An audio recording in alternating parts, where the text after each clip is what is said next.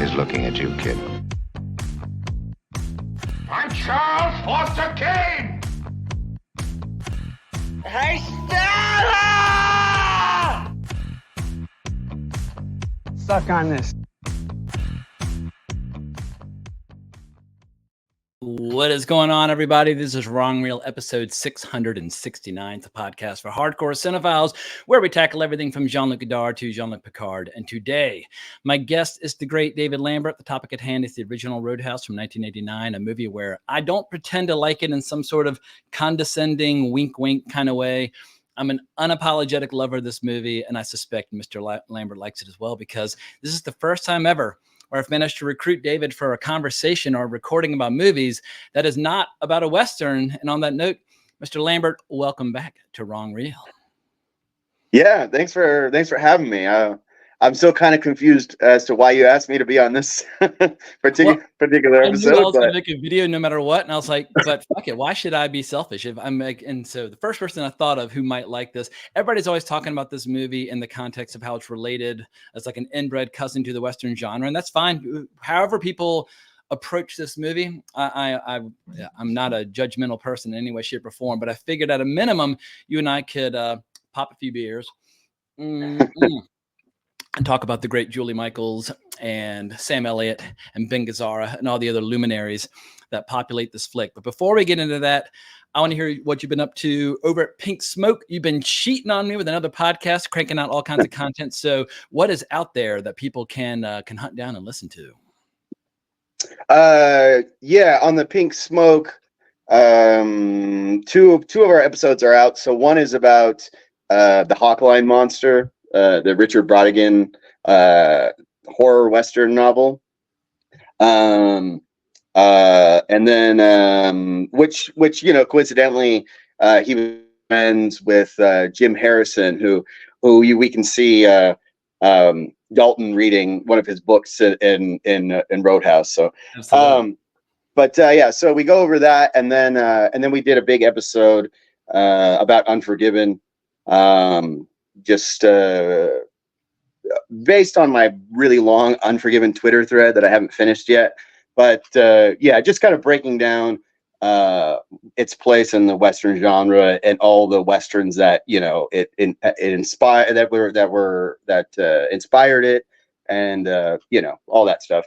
And then we have one that is not out yet as of this recording about cattle drive Westerns. So I think that one went for like 4 hours. So holy moly. Yeah. So yeah. I think you and I, the longest we ever went in terms of length of the episode was like 3.5 or 3:45. We definitely recorded for longer because there's one where I lost like a file and we had to kind of sort of start over toward the end, and it was a disaster. But for anybody who is unfamiliar with the classic audio only version of Wrong Reel, I'm going to have a link down in the description below to all the past episodes of Wrong Reel. And there's at least maybe 15 or 20 episodes about like the Searchers and the Wild Bunch and Once Upon a Time in the West and McCabe and Mrs. Miller and all kinds of kick-ass Westerns that David has been nice enough to discuss with me over the years. But let's start slipping into Roadhouse. And the reason we're doing this video, there's a remake on the way. And there are a few, I guess, phenomena that I despise more than kind of defanged, declawed, PG-13, toned down remakes of movies from a long time ago that were cool. And whether you're talking about RoboCop or Total Recall or any of those flicks, yeah, I don't have high hopes for Roadhouse. I will see it. I will go into it with an open mind. I like MMA. I like fights. I like all that stuff. But what I suspect this new movie is going to be lacking is lines like this. Ever seen a better pair of attitudes? Fine, ain't they? Tell you what, for $20, you can kiss them. Are you kidding? And for people who don't know, that is Christopher Collins, who was the voice of Starscream and Transformers and the voice of the Cobra Commander and G.I. Joe. But I will always remember him fondly for that scene from Roadhouse, which you just don't see that kind of comedy in mainstream action movies at all ever anymore. I feel like humor is like totally like very rarely to be found in the action genre. But yeah, you remember him fondly. Yeah, fondly. Absolutely.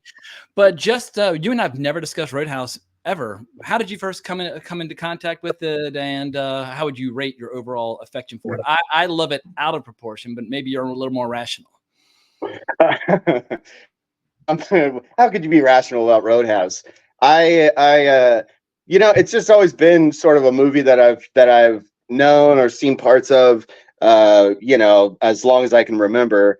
I always remember, kids talking about it, like he rips a guy's throat out, like he rips his Adam's apple out, and like, oh shit. And I'd see scenes from it here and there, if I got like if my family got like a preview of HBO or something, I'd be watching it because like every 5 minutes there's boobs or something. So, but I think I wasn't an adult. It wasn't until I was an adult that I actually watched the whole movie all the way through. And so I think just watching it last night, I think it's probably the second time I've actually seen the movie all the way through. Oh, So nice. Let's look at the new car smell for you. Because I was I'm a little older than you, and I was like, I guess 13 when it came out in the theater, and I wasn't even aware that I was in the theater. Like Joel Silver had just come off this incredible hot streak where he produced 48 Hours, Commando, Lethal Weapon, Predator, and Die Hard. It's the biggest action producer in the world. But somehow when Roadhouse came out, it just wasn't on my radar. But then I started seeing the trailers on HBO. And the first time I caught it, like you, it was just a fragment. I caught the very end when they're attacking Brad Wesley's house. And I was like, oh, it seems like just yet another cool action flick. But then HBO and every cable channel on the planet proceeded to play this movie every day, all day, for decades on end, which I think is how most people discovered it. It was whether it was censored or uncensored, it always did very, very well on cable. And I just watched it over and over and over again. And in college, my roommate, Ned Dozier, he was an unapologetic lover of the film, had a poster on the wall. I was like, I remember watching it when I was 13, but like, maybe we should revisit it. And then I started to really realize, oh, this movie is really speaking my language because it just has generous quantities of all the things that I love.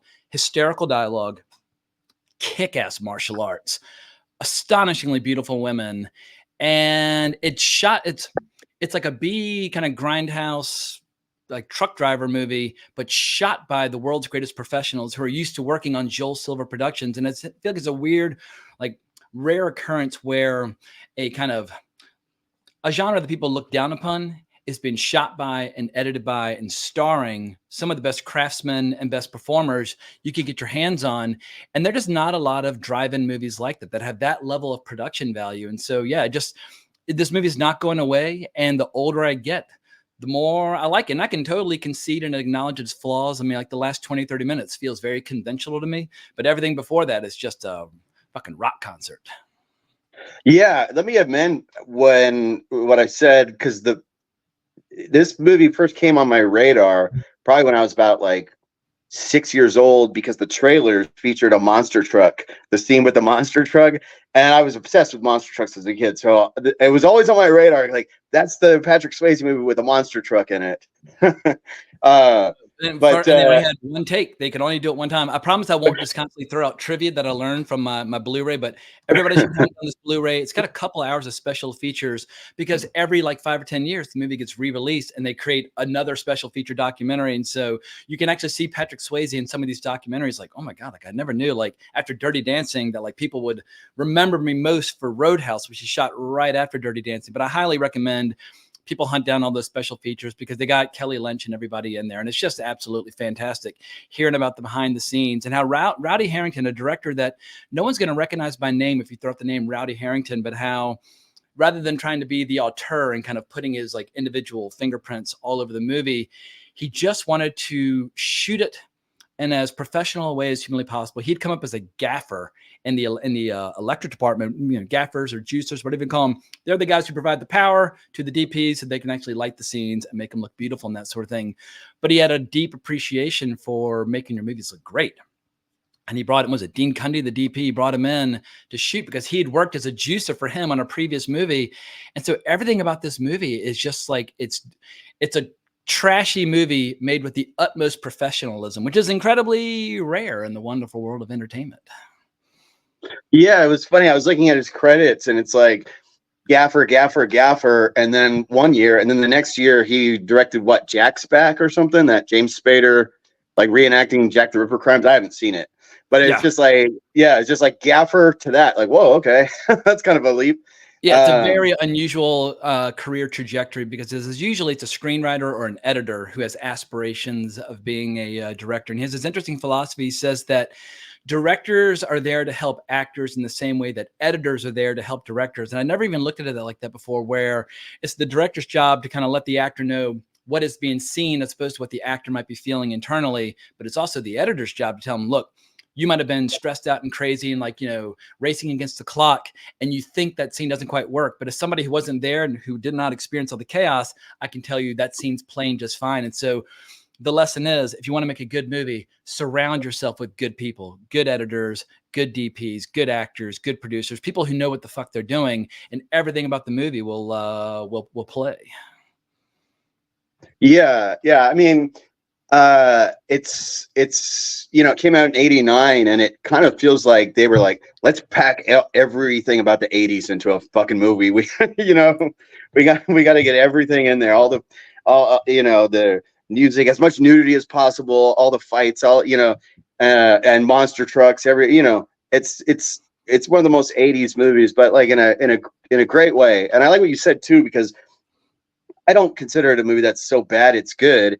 It's a movie that's so absurd it's good, but it's very aware that it's an absurd movie. You know what I mean? And every little piece, like every small character, every small part, when he leaves the car to the old dude who's like, what am I, a valet? And it's just every small role is just like, yeah, a great character actor.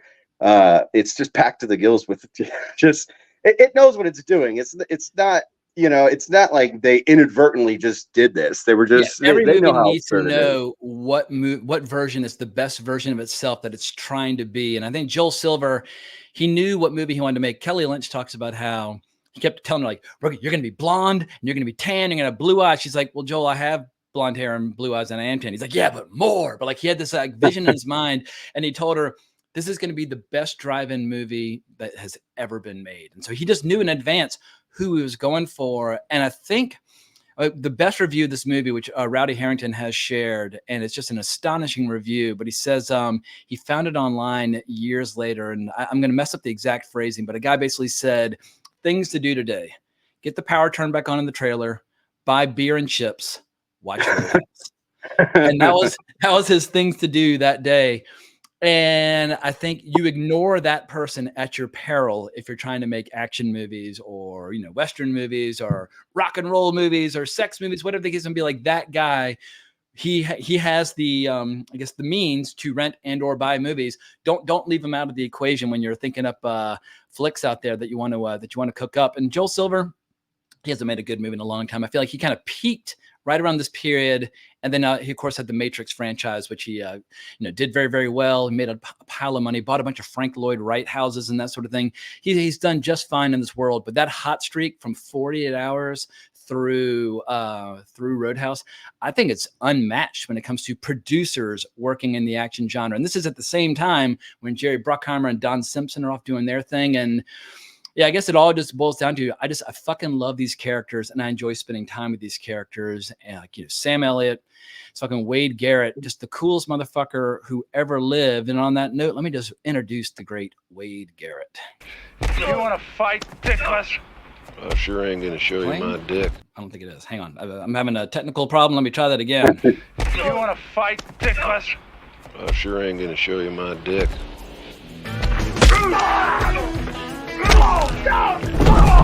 Shit. God damn, that hurts, doesn't it? Now, Sam Elliott, I feel like if you can get Sam Elliott in your movie, get Sam Elliott in your movie. He will always make any movie better, even if it's a small part, like in Big Lebowski, and he plays the stranger. But what I love about Sam Elliott here is that he brings that authenticity with the accent and his persona and his, way of behaving. But when he arrives, suddenly the whole movie, like the stakes get raised and the danger goes up and the battles get more insane. It becomes more like a full-blown big budget action flick. But as somebody who has spent a lot of time thinking about and reading about and writing about and talking about Westerns, let's just start with Sam Elliott. What do you think about Sam Elliott and what he brings to the table with this flick? Oh, I mean, he's great. Sam Elliott's great. He's the interesting thing about Sam Elliott, sort of like Slim Pickens, is that they seem so like authentic, like Southern, they're both from California. Well, California has a ton of rednecks. People always think California is all I Southern live there, Yeah. so I yeah. know. Yeah. but it's just they both seem like the two actors that you're like everything about them seems so authentic. Yeah, you would have But thought they'd grown up picking cotton in Louisiana or something like that. And it's like, no. These are yeah, no, he's from Sacramento. But no, I mean he's great. And I know that the movie was like originally like 3.5 hours, like the original cut. Like it was just packed I mean, the movie is already packed with just so much shit, especially in the early scenes, But I guess there was a lot with Keith David that got cut when they're trying to cut it out. They realized in the original, I mean, Keith David's fucking legend, love that guy, but he was in a situation in the bar where he's getting like harassed by a bunch of rednecks. Dalton steps in and not only like helps him out of like a fight, he offers him a job as a bartender. And you can still see Keith David in a few scenes, but his entire subplot was removed to basically cut 20 minutes from the running time. And instead of using him for transition sequences, instead they just went to Jeff Healey and they would just say, all right, anytime we don't have footage because we're cutting out that entire story, cut to a song, show the sign of the double deuce, boom, we're on to the next scene. Yeah, then the next scene, it is funny because it's like so much stuff got cut, but then also you like watch the movie and like the whole scene with Julie Michaels where she's just dancing or whatever. Hey, I love the scene. Maybe my favorite scene in the movie. I don't know, but it is like at the same time like this could have probably been cut. Maybe if you really were. How dare you even suggest that the great Julie Michaels could be cut? I'm saying in terms of story, but that's not the Roadhouse way. Roadhouse is the movie that says we got to cut out an hour of movie. This has to stay in, and every other scene of like, the goofiest white people ever in every one of these places just dancing. I'm on the break. Yeah. Yes. And then everyone's just pulling knives suddenly. Just come on, chicken dip. Absolutely. In this movie, nobody wears underwear. Everybody has got a knife, and everybody's ready to throw it down. That scene with Julie Michaels, between her doing the dance and then Jimmy Reno coming out and just beating the fuck out of everybody, I think that's the emotional peak of the movie. Like you cannot beat Ben Gazzara and Dalton in the bar side by side, almost like generals kind of marshaling their forces and sending them in against one another and kind of testing each other's strength. And then after that, I don't think the movie ever reclaims those heights, although the fight with Jimmy Reno is pretty goddamn good. He's like, yeah, prepare to die. He's like, you are such an asshole, man. I love all that stuff. But since we mentioned Julie Michaels, I got to share my one scandalous clip, which has no nudity. So don't flag me. You're going to think you're seeing nudity, but you're not. I chose 7 seconds very deliberately. So YouTube buzzkills out there, watch very carefully the clip I'm about to show.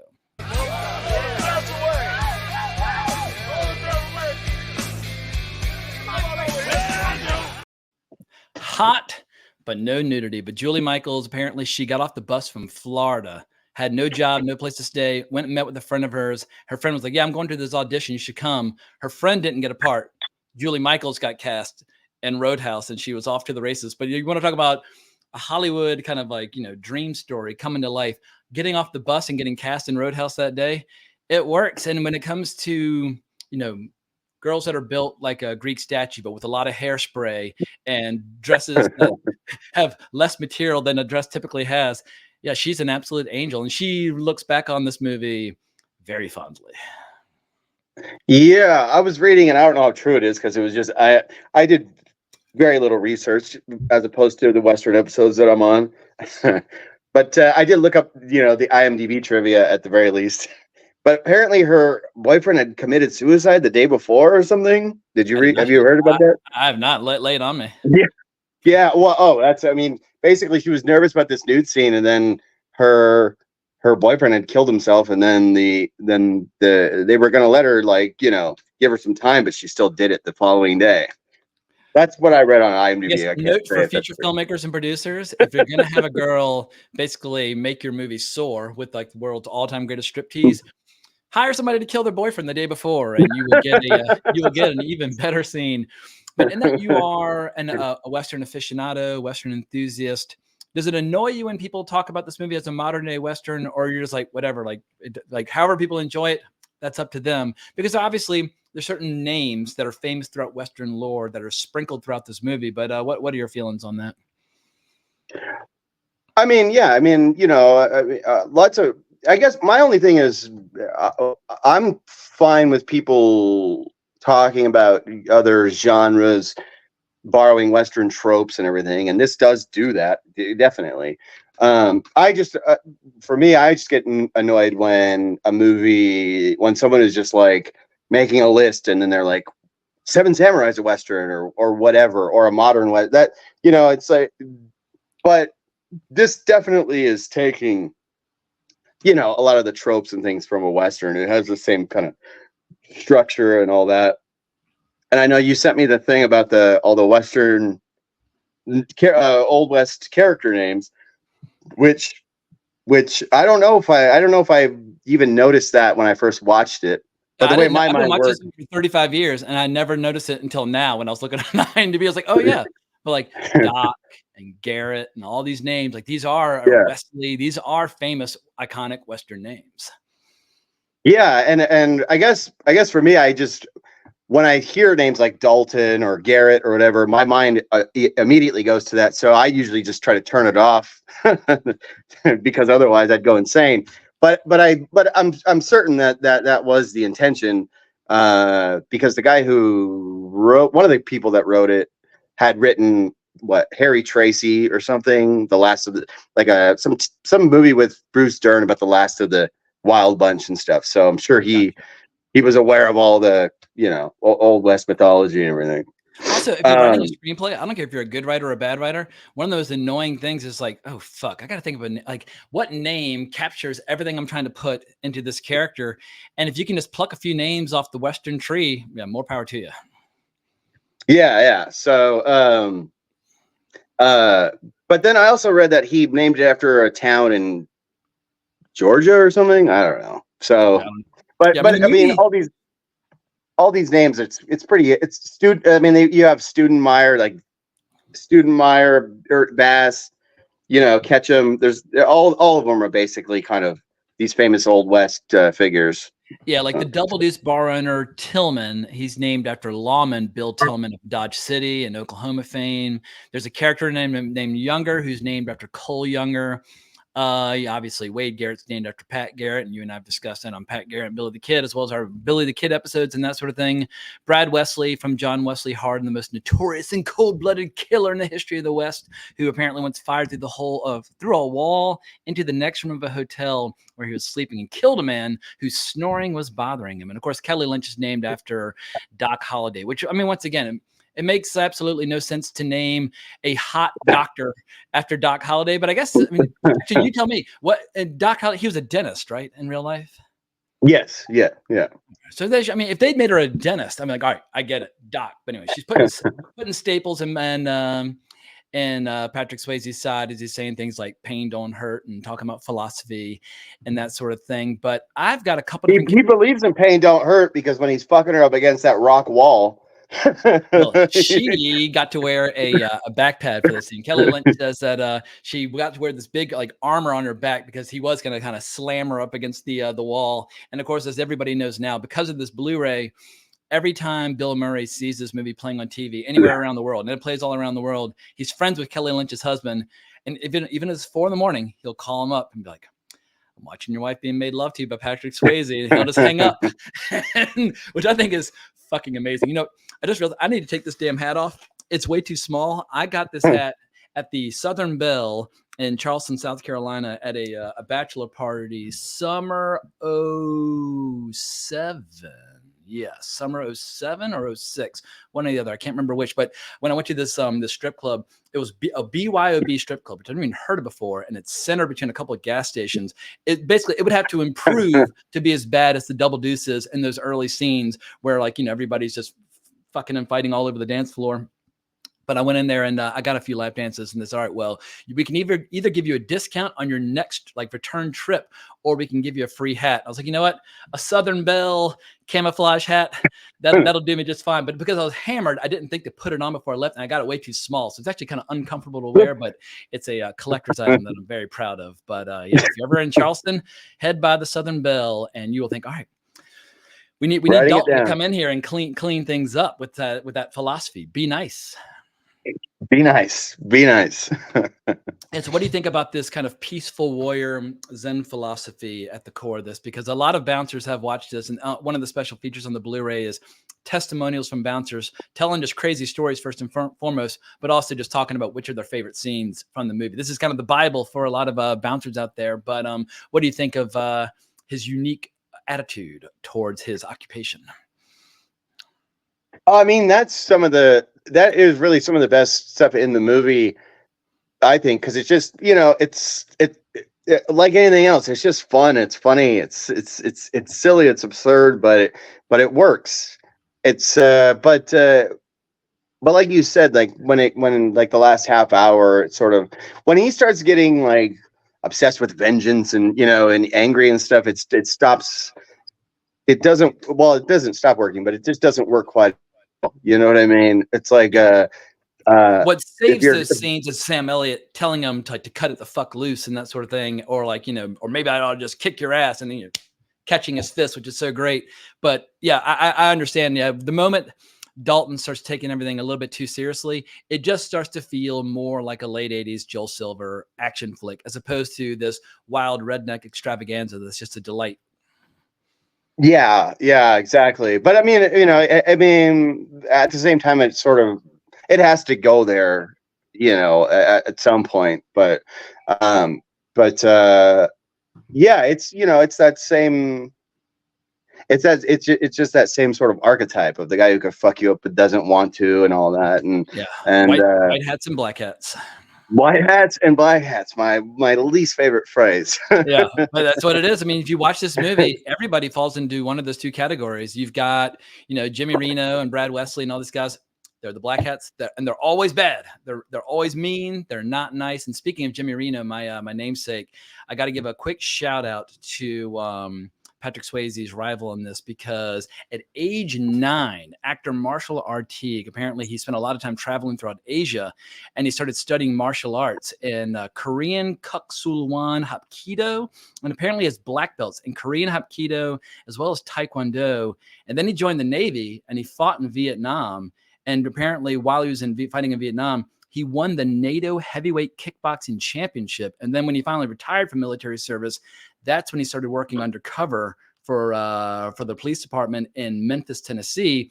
And while he was going undercover, he started taking acting lessons to get better as an undercover guy. So this is the guy they hired to play Jimmy Reno. And I feel like just an incredible adversary. And I love how he just has this amazing martial arts background. Patrick Swayze had none, but Patrick Swayze was a dancer and he was a gymnast. So they brought in Benny goddamn Urquidez as one of the two fight choreographers and stuntmen to help get Patrick Swayze up to speed with some of the martial arts. And for people who don't know who Benny Urquidez is, wind the clock back to 1984 with a little movie called Wheels on Meals.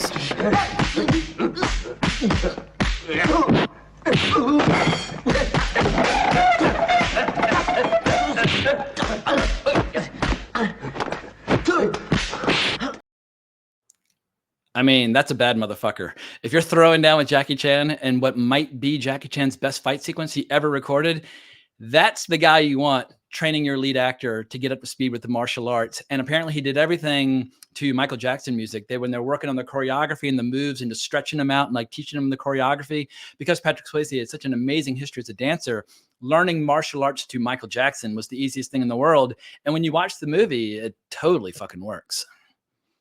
Yeah, see, I didn't know any of that. See, you're a real roadhead. Indeed. I'm getting there. But by the end of this podcast, you'll be like, dude, I'll be a roadhead. I thought I liked Roadhouse. I fucking really like Roadhouse now. It's shit. But Benny Urquidez, total badass. I think the first time I saw him and it made an impression on me was in Grosse Pointe Blank, that locker room fight scene with John Cusack, which is like the most kick-ass scene of the movie. Like, who the hell is that guy? It's Benny Urquidez, but he had been a kickboxing champion. He's been a choreographer. He's been a stuntman. He's a performer. And he's still alive. If you go on YouTube and look up like Benny Urquidez teaches how to throw a jab, here is like age 75, still showing guys like how to punch the bag and twist your hand away so that it might break the skin and stuff like that. I mean, he's a total fucking stud. But yeah, if you want your fight scenes to kick ass, bring in guys like that. And I mean, once again, no one's ever going to criticize Roadhouse for fight scenes because it has scenes like this.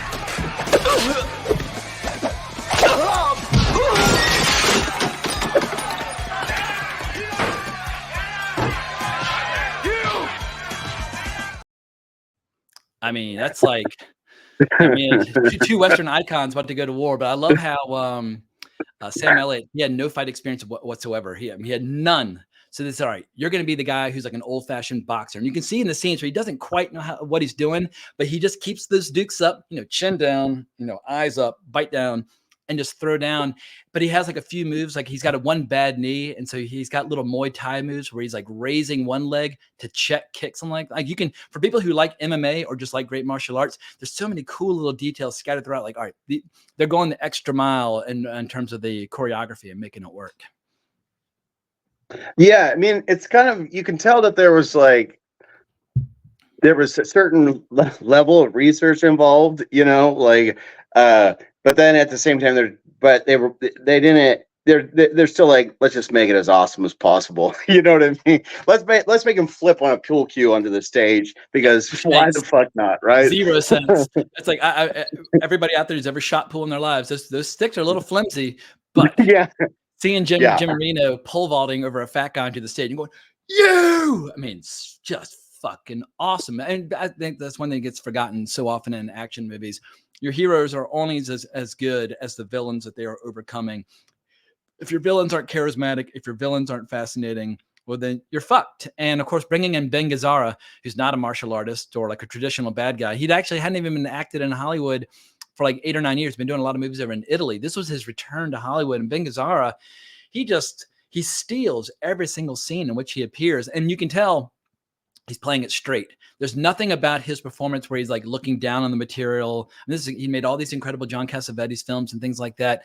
If he had wanted to be snotty and look down on the material, he could have. He plays it straight and with total sincerity. And I think that's why this movie, that's why I get so annoyed by people kind of poking fun, like, we're being so silly. We're watching this silly movie. I'm like, fuck you. Like, look at Ben Gazzara in here. He's doing good work. Oh, I agree.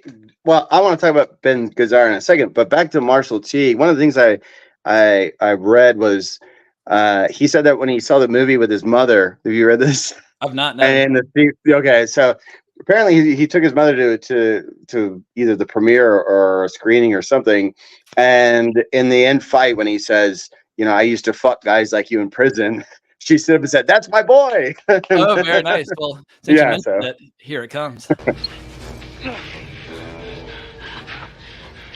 I used to fuck guys like you in prison. So that's my boy. So yeah, that's a nice little detail there. But yeah, no, Ben Gazzara is great in the movie. It's a little bit like a proto Jackie Treehorn, from like Big Lebowski. It's basically almost the same character. Yeah. He's just night after night just having topless pool parties, And then there's the big giant guy. What's his name? Like Tiny Ron, the actor. Yeah. And he's there dancing like in a members only jacket. He's like, I love this guy. You love this guy?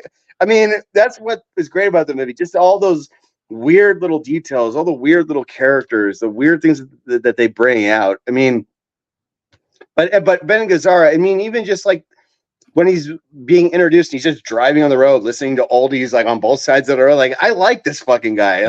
Like, honestly, I love that content. Like la la da ding dong, lang lang lang. That's playing, but he's singing in that deep, beautiful voice of his. And that was one of the most sad things about the aging of Ben Gazzara when he got throat cancer. When you see him interviewed in Bill Tech's film, what's it? One, I'm totally blanking. What's the name of his Peter Bogdanovich? Hang on. This is going to kill my friendship with Bill Tech forever because I'm blanking on the name of his. Cut the stream. One day since no, I can't because I'm just going to post it as is in its entirety, no cutting. But one day since yesterday, Peter Bogdanovich in the Lost American Film. It's all about the film. Oh my God, I'm having yet another brain fight. What was the Peter Bogdanovich flick from the early '80s, set in New York, with John Ritter and they all left. Yeah. So I'm so focused on Roadhouse. I got no room in my brain for any other movies. But anyway, the Roadhouse cleared. It clears the brain. It does. It flushes everything out and making room for Julie Michaels and all of her glory. But if you want to see Ben Gazzara toward the end of his life, he's in that documentary, and his voice is kind of soft and it's kind of weak. But he was a trooper. He wanted to participate. He wanted to offer his commentary. So yeah, hell yes to Ben Gazzara and his legendary filmography and his legendary voice. Yeah, I mean, he's amazing. I mean, amazing actor. He's amazing as the villain. I mean, you know. Yeah, go ahead. Sorry. I should have added some quotes from Big Lebowski when the Lebowski says, "Yeah, well, I still." When the whole scene is, he's like, "Wave of the future, dude, 100% electronic," and dude says, "Well, I still jack off manually." And Jack slaps him on the thigh and says, "Of course you do," and then gets up. I just love the way he says, "Of course you do." Like, this is a guy who fucks anytime he wants to, and the dude less so. But yeah, I mean, and I feel like even at the end, when he's like fighting with like the fire pokers and the guns and that sort of thing, he's not a physical specimen, but they found a way to make it work. Yeah, you give a guy a couple of weapons and he can hang with Patrick Swayze. Yeah, and then he takes like 6 shotgun.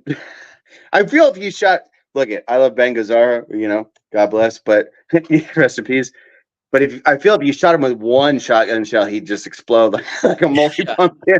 He takes like 6 shots, like it's fucking RoboCop or something. Those are some serious squibs. People don't really use squibs anymore, but for people who grew up in the 80s, we remember squibs fondly. And I feel like this movie is basically any Joel Silver produced film and or any Paul Verhoeven directed movie, the squibs were always first fucking rate. And it made you really feel the impact. It was absolutely fucking incredible. But I'm aware of the fact that you occasionally write the occasional tune, do a little singing, do a little playing.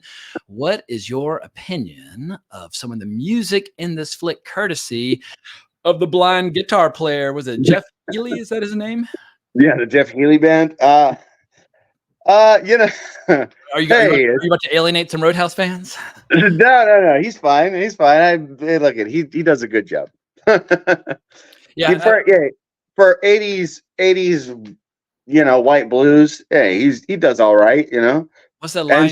You play pretty well for a blind white boy, and he's like, "Yeah, I thought you'd be bigger." And I think that 3 times people say, "I thought you'd be bigger," but I like how he kind of sneaks up on him. You play pretty well for a blind white boy, but yeah, apparently during the shoot, everybody would rush through their lunch break and rush back to the stage because for the last half hour of the lunch break, he would just warm up and start playing. So everybody got kind of a free concert every day. And also throughout the shoot, they would do one take where they weren't playing at all. They were just pretending to because they were shooting and recording other things going on. And then they do another take where the band played for real. And so I hope most people on the set liked his band because they heard his band every day, all day, and all that stuff in the Double Deuce. It's all just a big soundstage. Like all the exteriors, they're basically just like it's like a fake exterior. And but a lot of this movie was shot in LA. Like you can see it when they're at the car dealership. You're like, wait a second, we're not in Missouri, or we're not. Where was it? Is it where the hell is it? It's Jasper. Yeah, it's Missouri. I was like, Missouri. Now this looks like a valley car dealership, but you know, if you don't look too closely at the foliage and the trees and that sort of thing, you won't realize that you've been transplanted to Southern California. But yeah, everything that was indoors was all shot in LA. Yeah, well, I'm going to give the Searchers a pass for Monument Valley, but I'm going to shit on Roadhouse for not being completely accurate to Missouri. Yeah. But yeah, go ahead. Sorry. Oh, I was going to just so any particular tunes that you like, or is it just not necessarily your flavor? Oh yeah. Well, yeah, he makes his blindness, but I feel blindness is almost a prerequisite for the blues, right? I feel I know more blind blues singers than now they're blind from unhealthy lifestyle choices, which can happen from depending on your diet and that sort of thing. Or are they blind just due to bad luck? Oh, some were born that way. So some had lye thrown in their eyes. I think Blind Willie Johnson, his father's girlfriend threw lye in his eyes. Oh, so yeah. So there's a lot of different ways. Maybe we should get back to Rhoda. Holy shit. Yeah, but I love what he brings to the table, and I love how he just becomes kind of everybody's best friend throughout it. And even though he's not necessarily much of an actor, I just feel like it's cool when he says like, "Ladies and gentlemen, Wade Garrett," or like when he the first time Dalton smashes a guy's face and escorts him out, and then he just gets on the mic and says, "The name is Dalton," and he's there as like the Greek chorus just to kind of tell the audience everything they need to know. Yeah. I mean, for what he's doing, he's good. And honestly, Roadhouse, it needs white blues. You're right. Roadhouse, you can't have like authentic Delta blues in that. The blackest this movie gets is the 3 seconds of screen time that Keith David gets. But yeah, it is definitely a more Caucasian movie in terms of its flavor. But but people say, oh, but the martial arts though are pure Benny Urquidez, who is about as anyway, he's not traditionally Caucasian and that sort of thing. So there, if you look long and hard enough, you'll find a few additional flavors. But speaking of flavor, the first hour of the movie is basically like another goofy white guy just doing stupid shit in a bar and then getting fucked up. Like it's just one after the other, and all of them are awesome. Yeah, it's like every single time it brings the house down. It's funny as fucking shit. The scene where it's like, oh yeah, you can kiss her boobs for $20 or whatever, and for whatever reason, I remember the movie as like they were like seemed like a couple of like 17-year-olds or whatever, and I rewatched. I'm like, these guys are like middle aged. Oh yeah, like, which makes it even more pathetic that he doesn't have $20. Yeah, yes, exactly. It's What is the inflation rate? But but I don't know. I don't know what I was talking about. The you were talking about how it's like the little bits of comedy with the goofy white guys that like kind of brings this. Oh yeah, just goofy white guy after goofy white guy. Just every single one just pulls a switchblade, or and then it becomes even like better, a razor blade on the tip of your boot. Well, then what are all these people doing here? Drinking. Nope. Hang on, here we go. Try again. Well, then what are all these people doing here? Drinking and having a good time. Well, that's why we're here. You're too stupid to have a good time. And great scene, great line. But what I love is the little Joel Silver touch. The editor said that Joel Silver's advice was always underline the obvious. He's like, what do you mean by that? He's like, all right, well, you got the close up of the boot, but nobody can see the little razor blade on the end. And so they just added a little optical effect, a little wink of a little shine on it. And everybody's like, oh my God, he's got a razor on the tip of his boot. And it totally makes the whole scene. So Joel Silver is one of those rare producers where he gets out of your way, gives you resources to work with, but every once in a while, he'll have a little input, and his commercial instincts, at least at this time in 1989, were razor sharp. I agree, but also reading about it, I guess the movie didn't do as well as it disappeared. They expected, or what? It did okay. I mean, if your last time at bat as a producer was Die Hard, everybody's expectations are going to be very high. And apparently, the job interview for Rowdy Harrington was on a night shoot around like midnight at the Fox lot. He said, "We're shooting Die Hard over the Fox lot. Come by at midnight. That's our lunch break." So Rowdy Harrington went to the Fox lot, met with Joel Silver, and Joel Silver had this technique where he would never say, like, "I've got a script. I'd like you to consider directing it." He had this tactic where he'd say, my project's in trouble. And the only person that can step in and save the day is you. And Rowdy Harrington was like, well, I think the movie's kind of misogynist and sexist. And he's like, no, you don't understand. He's like, I'm in trouble. This movie's going to go down in flames. And if you don't step in and accept the job, I'm going to be totally fucked. And so then Rowdy Harrington was like, all right, well, that's actually a pretty good technique. Let me try it on some of the actors I'm trying to recruit. And apparently he did the exact same thing with Sam Elliott. He called him, he was like, look, I want to have a meeting, like no strings attached, no guarantees, no promises, but can we just get together? I just love to meet with you. And he gets there and he's like, Sam, this movie's going to be a catastrophe. We're in trouble. We're not going to be able to make the movie without you. And Sam's like, all right, I guess I got to come on board. I guess I got to help you out, which is a pretty cool technique for recruiting people. If you really want them to say, not only do I want you, but like the movie's going to crash and burn in your absence. With, it's showbiz, baby. You got to bullshit people just a little bit. Yeah. And that was one of the things that I found interesting looking at the movie, and claims that it's misogynist, which, hey, I don't know. But there's like, every 5 minutes there's nudity and everything. But including that it was co-written by a woman. For the ladies, it was co-written. Yeah. There's close-ups of his butt and everything, and all that. One of the things that I read is that Patrick Swayze would often like put in his contract that he would get his wardrobe from each movie or whatever. Gotcha. It's like, what's he getting from this? Like some Dockers and a black T-shirt. Like every other scene, I think he's shirtless or nude. Definitely no underwear. And for that fight with Jimmy Reno, he regretted wanting to deal with his shirt off because I think they rehearsed it for a couple days, but they shot it over 2 nights. But he said he was so black and blue because they really, I mean, they obviously they were pulling their punches and that sort of thing. They weren't being irresponsible. But if you shoot the same scene dozens of times in a row, you're going to get banged up. And they're having to apply makeup to his torso to cover up all the bruises from that fight. And he said Jimmy Reno just having that, I can't remember if it was a jean jacket or a jean shirt, but he had just enough where he actually could add a little padding underneath and that sort of thing. But Yeah. But Patrick Swayze, fuck it. He looked goddamn good at this point, and he was a goddamn international sex symbol. Let him. You have to. You got to show him off. You have to. But 100%. like I was saying, it did surprise me that one of the writers was a woman of Yeah. Roadhouse. So I Which is mean, probably how you get scenes like this with Kelly Lynch.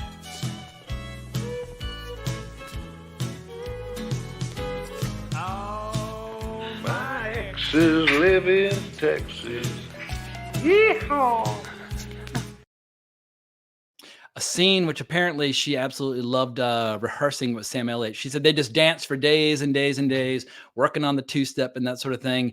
And for a movie that's known for, people without any underwear getting in fights or leaping into bed together, it actually is a nice little moment where the older friend is joking about wanting to steal his younger friend's girl and that sort of thing. And the camaraderie between the three of them, they've been up all goddamn night. This is at breakfast the following day that they're dancing. The scene plays. And I think Kelly Lynch, like Sam Elliott, made the wise decision of, even if she's got a lot of hairspray and she's wearing like a red dress, like some sort of Freudian fantasy, she always played it straight, always was invested in the emotion. And so, yeah, Kelly Lynch was fucking incredible in this. Well, the thing is, like, about the whole movie, as absurd or as stupid, as illogical as it gets, or whatever, it's that it still is like, shit. I lost my train of thought. I'm thinking too early in the morning.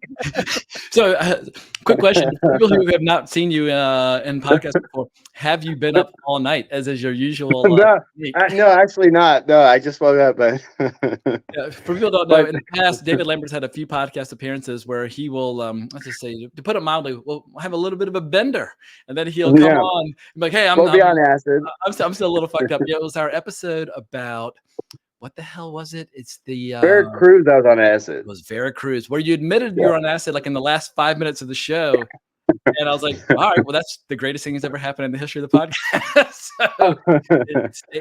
But what I was saying is, as absurd as the movie is, and as stupid as anyone wants it is, and the cliches, it still is to a degree a character-driven movie. Totally. Like, you know what I mean? It's not. It isn't. The characters are. They're interesting. They're fun. They're great characters, and you want to see them. You want to see Patrick Swayze hanging out with Sam Elliott, and you want to see Ben Gazzara doing anything. So it's not just like it doesn't just how you run to the machinations of the plot, which makes very little sense. It's basically a battle for the soul of all humanity within the walls of a like a honky tonk rhythm and blues bar in the middle of fucking nowhere. But I just love how it's just a bar. Like, everybody can just leave or set up shop elsewhere, but like they've decided the battle must be here, the battle must be now, and the double deuce must stand. And anyway, no one's ever said double deuce better than Sam Elliott when he pulls up on his motorcycle and just wipes his hair back and says, "The double douche," before heading in. What double douche? As he walks, Patrick Swayze's getting his ass kicked in the back, and he walks in and sees a bartender. He's like, "You know a skinny little run around here named Dalton?" And you're just like, "Oh, this is so cool! Like, who's this guy? He's gonna kick so much ass." Because up to that point, all we've seen of him is in his previous occupation at a previous bar, which is a titty bar, where a bunch of like guys in the military try to charge the stage. Sam Elliott, I know you want to save the world from communism, but you're gonna have to do so from this seat right here. And then when you're talking about the little details that are so cool, the stripper looks at Wade and gives him just a little wink. She doesn't break your routine, but it's such a cool little detail. It's this insanely hot, beautiful woman. She winks at Wade. They know the drill. Like, everybody's here to spend money and waste time, but there's a line in terms of behavior. And I just think it's a great little character beat when you see Wade pulling that young soldier back down into his chair. No, I agree. And I think that's what, does make the movie outside of it's full of all the absurd scenes. Every single scene, it feels like they're trying to make it as entertaining as possible. Like, what is the best? What is the most entertaining way to do this scene? But like I said, these are great characters. They're fun characters. The relationship between Wade Garrett and Dalton is a fun relationship, He calls him and Miho. it's good casting and everything. I love how What was that? he calls him Miho throughout the movie, which is an abbreviation of mi hijo in Spanish, which means my son. But it's like, what's going on, Miho? And everybody else to think that his nickname is Miho. No, it's mi hijo, but it's a very fatherly kind of paternal relationship where you can tell like, they're friends, but one is the legend, one is the up and comer. And at the beginning of the movie, when he's being recruited, Dalton refers to Wade Garrett as the best. And he's like, well, he's getting old. He's like, he's still the best. At this time, Wade Garrett is still the best. And there's so many great little details. Like when Julie Michaels starts dancing and he just pauses and he puts his hair back in a ponytail and wraps over a band. Like he doesn't want to, restrict the view with that big, beautiful mop of gray hair that he's got. yeah, exactly. I miss my long hair when I see that scene. For people who don't know, in a bygone era, a quarter century ago, I had long hair parted in the middle down to my shoulders and then started coming out in fistfuls. But I can remember, pulling that move, putting it back. But only Sam Elliott can do it quite like that. Oh boy. What Sam Elliott westerns? I mean, obviously he was in Tombstone, which you and I have tackled in the past. But like for somebody who's so associated with that kind of Western drawl, what would you say is Sam Elliott's best appearance in an official Western movie? Oh shit. I'll have to think about that. I did years ago when Sam Elliott got in trouble because he was mad about Power of the Dog. Yeah. I did a long thread about that. I don't know. I love Sam Elliott as an actor and everything. I don't know if he's ever been in a Western that I like really, truly, deeply love. Yeah, it's like people love him from movies like Lifeguard, where he was like a sex symbol, but it's like that's a beach movie. That's like it's not a Western at all. People love him in The Big Lebowski, where he's just like you have to use so many cuss words. Like what the fuck are you talking about? Like he's an incredible character actor. But yeah, when I think back to like the movies I was getting off on in the late 80s, early 90s, in terms of the Westerns, the only one I can remember, he appeared in a ton, but the only one I can remember him in is as Virgil in Tombstone. Yeah, his Westerns are a lot of them are like very kind of Tom Selleck, Louis L'Amour, sort of stuff. And that's not my favorite. That's not really my favorite. The routine B pictures that don't have like a great director at the helm.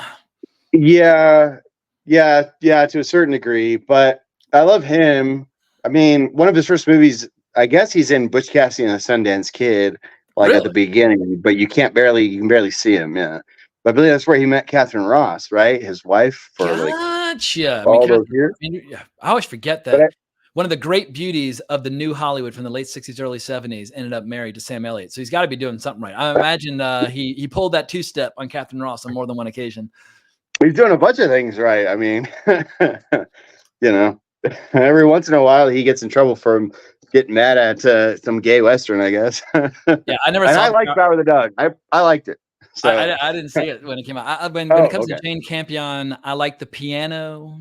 I like was it Portrait of a Lady, which she did with Nicole Kidman, but also Holy Smoke with Kate Winslet. Like I lean more toward her kind of transgressive, scandalous, like sexual dramas and that sort of thing. As far as Westerns go, give me Anthony Mann, Bud Bedecker, Sam Peckinpah, John Ford, Howard Hawks, Sergio Leone, Sergio Corbucci, like anybody, Robert Altman even. But I don't look to Jane Campion for my Western infusions. I personally really like Power of the Dog as the Western guy.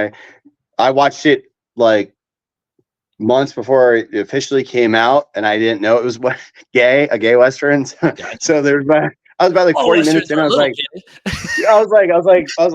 this movie's a little gay. I don't know, but anyway, what it reminds me of Midnight Cowboy, Dustin Hoffman and John Voight, when he's like that cowboy routine, like that's fag stuff. He's like John, what are you saying? I mean, but anyway, just there's a little bit something gay with all the cowboy tropes and that sort of thing. And I have a feeling if you're into the fellas, when Sam Elliott stands up at the table unzips his fly, opens up his pants to show off a scar, and you just see the world's gnarliest like jungle muff kind of coming up out of his underwear. It's like, actually, I don't even think he's wearing underwear. He's just wearing the jeans. But it's like, yeah, there's something in this movie for everybody, irrespective of what physical attributes you are most attracted to. Oh yeah, I mean it objectifies, I'd say pretty almost equally. You know, it objectifies the men as much as it does the women. Yeah, and these people are signing up to be objectified. Every single person going to that bar wants to either fight or fuck, want to look good while they're doing it. But this beer's starting to get to me, and I'm realizing I need to have a slash, as they say. So I'm going to cue the first or the only pee break. I'm going to grab a fresh beer, take a leak. We'll be back in 2 minutes.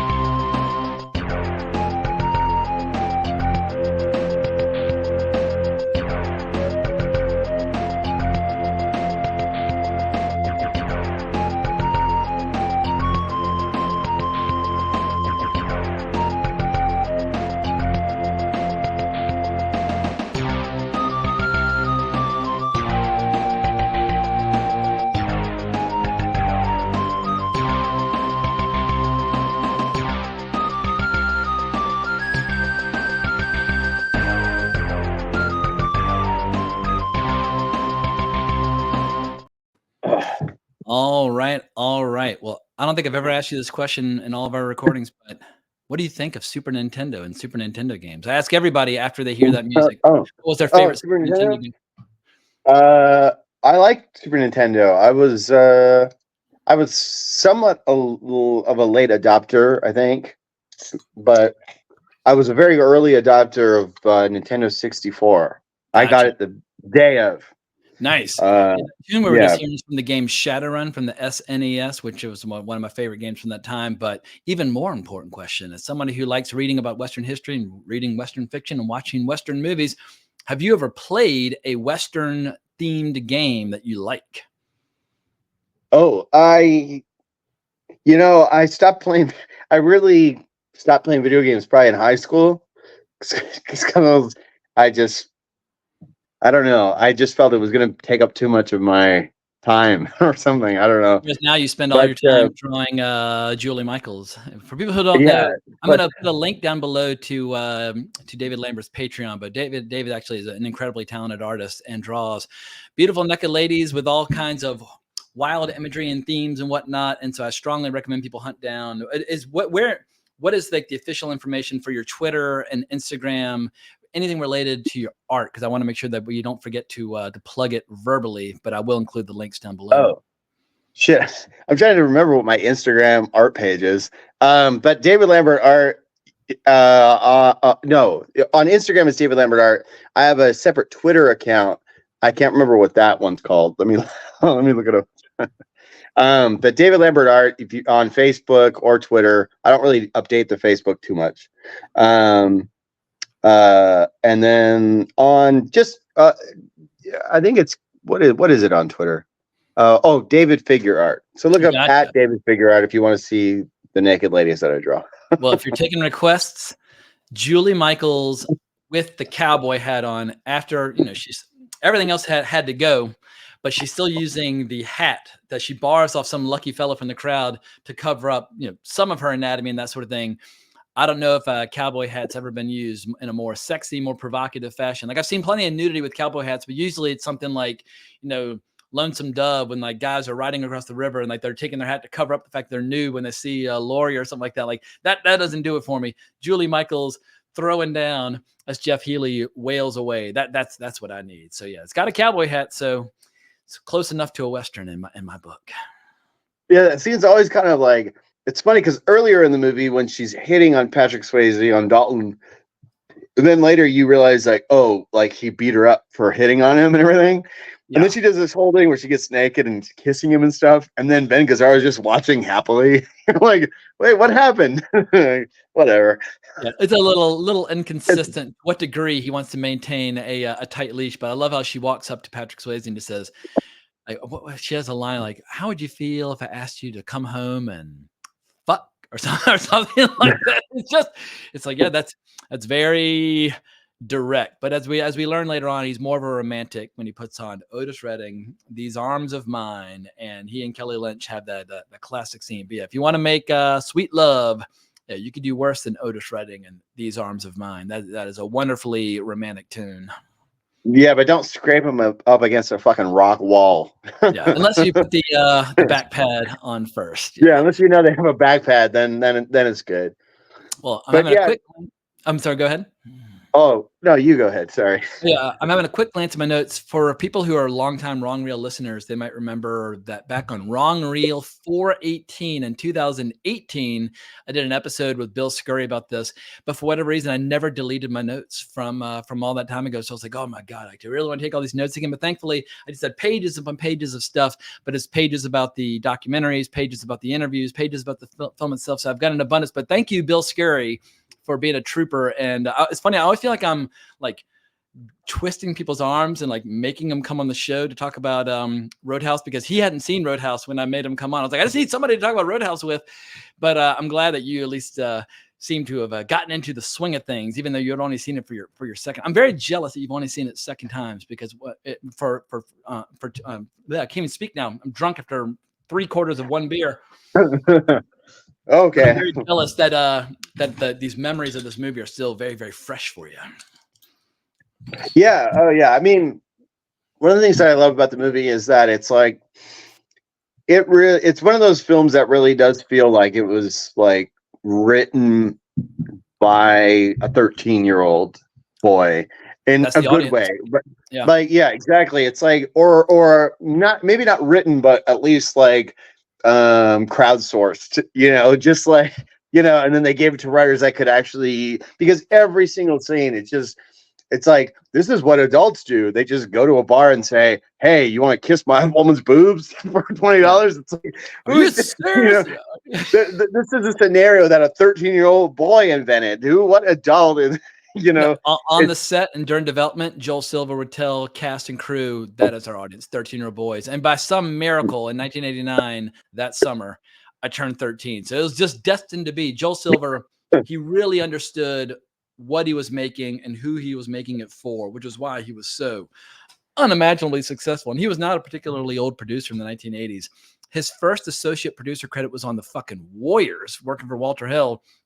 And by 1982, he graduated full producer, but he was only like in his mid-30s when he made this. He was born, I think, in 1962. So he'd have been like 37 when it came out. This is a guy who he was born to produce movies, and he was born to produce movies in the 1980s. The 1980s was his great heyday. And I can't think of any producer out there right now where they're as famous just for producing a particular genre. I guess you could say like Jason Blum in horror, but so many of those movies are just fucking awful. Like the Exorcist Believer and crap like that. I just don't look at Jason Blum in a favorable light at all. I feel like when he makes a good movie, he does it by accident. Whereas with Joel Silver, when he's made a good action movie like Predator or Lethal Weapon, he was making them by design. Yeah. He's almost like an anti-drug, an anti-cocaine advertisement. Yeah. Like, I'm here to show you the fun parts of the 80s, the excess, the gorgeous cars, the gorgeous women, sex, drugs, rock and roll, all that. He understood the decade in which he was operating. And it's like when people talk about like good eras of filmmaking and bad eras of filmmaking, and now it's like, how come Hollywood doesn't make movies like they used to? It's like, well, you have to look at like who are the individuals responsible? Like who are the people? Who are the production companies? What are they into? Like right now we have companies like A24 and Neon. Would I prefer to have companies like Carolco, which anytime Paul Verhoeven wanted to make a movie, Carolco was like, yes, we will make that movie with you. And it's like, but when Carolco went out of business after Cutthroat Island, Paul Verhoeven's American career basically drew to a close then and there. And so it's like, oh, so it's like there are various specific forces driving what kind of films we see in any given era. And I feel like you always got to kind of look behind the scenes and figure out where are these movies coming from before you chastise an entire industry for failing to make the kind of movies that you want to see. Yeah.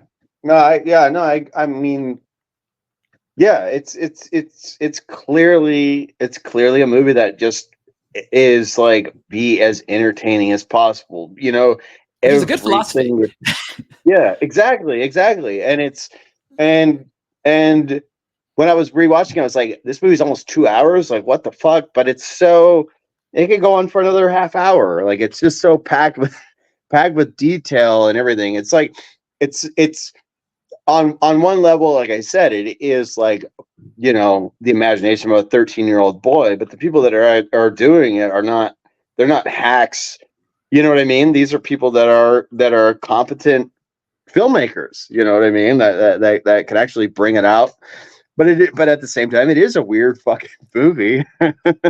Yeah, I think it bewilders and mystifies a lot of people. And there are a lot of people in the movie industry who have never stepped outside of either New York or Los Angeles. So they've never even been to a state like Missouri or anything like that. Like, I just feel like every once in a while, you should drive from the East Coast to the West Coast and just soak it in, check it out. We live in a giant country, and I lived in LA for 7 years. I've lived in New York now for almost 16 years. I love LA. I love New York. I've got no problems with it, but it's hard to find people who can appreciate Roadhouse for what it is. Although I bet if you had a midnight screening of Roadhouse at like an Alamo Draft House or at the IFC Center, because like New York has like these like kind of closet like honky tonk bars where you go to drink like Bushmills and listen to the blues, and like there's always like a big pile of bras in the corner where they encourage girls to like add their bra to the pile and stuff like that. Like there are some kind of wild, unruly bars, so you never know. Even within New York, there's probably an audience. Like when Smokey and the Bandit came out, they opened in New York and it kind of died, but some people showed up. But when they took Smokey and the Bandit around the country, that's when it became, I think, the second or third highest grossing film of the year behind Star Wars. And I feel like what Smokey and the Bandit represented to the late 70s, Roadhouse represents to the late 80s in terms of like a certain demographic that they're trying to rope in. Oh, for sure. Well, it's kind of like when you look back and you go, oh, Sam Peckinpah's most successful movie was Convoy. Fuck yeah. You know, and you're like, it wasn't The Getaway, god damn it. Like it was nothing. It was Convoy. Okay. Yeah. But it's like, yeah, it's a completely Getaway was a smash, but Convoy was a runaway sensation. And if he had been slightly more sober, maybe he could have exploited that advantage or that movie to leverage it into other films. But I think after Convoy, he only made one more movie, The Osterman Weekend, correct? Yeah, yeah. So it was like his biggest movie, but didn't do anything for his career, right? Yeah, it led to nothing. Yeah, I mean, it exists in this weird sort of there's a lot of these movies, especially 80s movies, and I grew up in the 80s, but I'm not like a 80s nostalgia guy. Like it's fine, you know what I mean? I don't like nostalgia. Yeah. I'm like, I'm not like, the Goonies or something. I don't, you know. These lasted 10 years, but I feel like we've had like 25 years of 80s nostalgia. I'm like, enough. Like, if anything for me, growing up through it, like 80s and 90s stuff, like I almost have the anti-nostalgia. I'm like, I remember how shitty it was. You know, I don't early 90s. I remember when I was in high school, all we did was dogpile on and make fun of the 80s, the music, the movies, because when you're in the moment, you're not like when people look back on the 80s, if they're born in the 21st century, all they think about or study are like the highlights. But when you're rolling up your sleeves and you're kind of like up in the mud to your nipples, like you're 99 out of 100 songs you hear or movies you see are just complete and total trash, and they're not all as good as fucking RoboCop. There's a lot of crap that came out in the 1980s, and so yeah, I think that pokes holes in a lot of the nostalgia. And I feel like nostalgia is just kind of creatively, it's a worthless emotion in so many ways, because it's a dead end. All you can do is try and replicate and recreate some of the emotions of the past. Like, I love American Graffiti.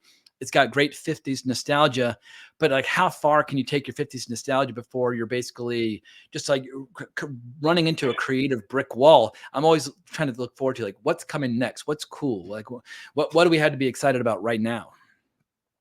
That's what was funny about these 80s movies, and Roadhouse is in that, is like, so many 80s movies, like, to show that a character was like cool, they'd be like singing to like 50s and 60s oldies, like Ferris Bueller or Teen Wolf or whatever. And this movie's full of that too. And it's like, did but people with in the 80s Ben think Gazzara, that it's was age cool? appropriate. Ben Gazzara, you can believe he'd like to sing. No, Life could be a for sure. dream. Yeah. For sure. But it was just always, it always seemed like in the 80s, to show your character was cool, like he's got to like sing an old 50s song or something. It's like, and it's like, is it just because the studio execs, that's what was cool when they were growing up, and now they're I don't know. The 80s had this weird sort of 50s thing to where it wasn't even like we're being nostalgic. It was like, were they so disconnected that it's just 50s, 60s rock and roll still was cool to them? I don't know. The people who were making the decisions at the studios were born in the early 50s or early 60s, and so they naturally just love those tunes. The same way now, when you go see a movie trailer designed for 7-year-old children and it's got nothing but like Eminem songs in the 90s, I'm like, you really think 7-year-olds are into Eminem from like the late 90s? Like, no, that's the guy cutting the trailer. That's the studio head. They're remembering the 90s fondly and that sort of thing. And I think it's always important to remember that like, kids don't think it's cool to obsess over the heroes of their parents. Like, somebody said very recently something very wise about how like Hollywood keeps getting confused over why teenage children don't want to see movies starring their dad's favorite superhero. Like, let your dad enjoy his favorite superhero. The kids want something they can call their own that makes their generation special. And nobody ever looks back upon the nostalgia from a particular period for another period as like the best art from that period. I mean, American Graffiti was a hit, but if you want to talk about what's the best music, best books, best movies from any particular period, it's always stuff that's unique to that period. And yeah, nostalgia. I'm increasingly, Hollywood's just overdone it with nostalgia. I'm ready for just an entire decade of nothing but new shit that must either stand or fall on its own merits. Yeah, well, I one time told my girlfriend, I was like, I'm not big on nostalgia. She's like, yeah, the person who loves old Westerns. All right, so I was like, hey, fair enough. But I didn't grow up with those. Is Sam Peckinpah basically making nostalgia porn with some of his movies? Because it seems like no matter which era his Westerns take place in, whether it's like the 19-teens or the early 1880s, he always seems to suggest whatever came before, which is a little cooler, a little more pure. And there is a little nostalgia running through his movies.